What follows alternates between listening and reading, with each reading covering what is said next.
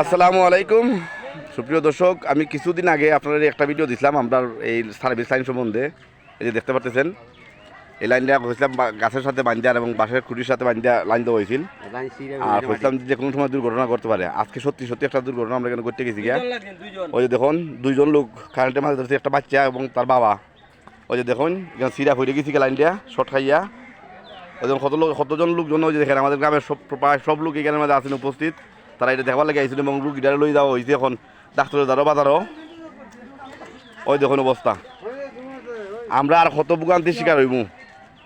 দয়া করে আপনার ভিডিওটা শেয়ার দিবা যাতে এই আমাদের দুর্দশার এই অবস্থাটা ঊর্ধ্বতন কর্তৃপক্ষের নজরে আসে এবং তাড়াতাড়ি তারা এই ব্যবস্থাটা নেয় যাতে আমরা এই কারেন্টের লাইনটা তাড়াতাড়ি ঠিক করে দেয়। আমরা বহুতবার আর হিসাবের কাছে দল না দিচ্ছি এই বিষয়ে, তারা টেকার মাত মাতে আমরা লাইন ঠিক করার মাত মাতে না। ওই যে দেখুন অবস্থা, এখন বর্ষা মাস আর এটাই রাস্তার একবারে খাসে, এটার লাগি এইরকম দুর্ঘটনা প্রায়ই ঘটতে পারে। তাই সবার কাছে আমরা সবিনয় অনুরোধ সবাই যাতে এই ব্যবস্থাটা যাতে হয়, আপনারা সবাই শেয়ার করে দিবা যাতে একবারে উপর পর্যন্ত ভিডিওটাকে পৌঁছে। সবাইকে ধন্যবাদ।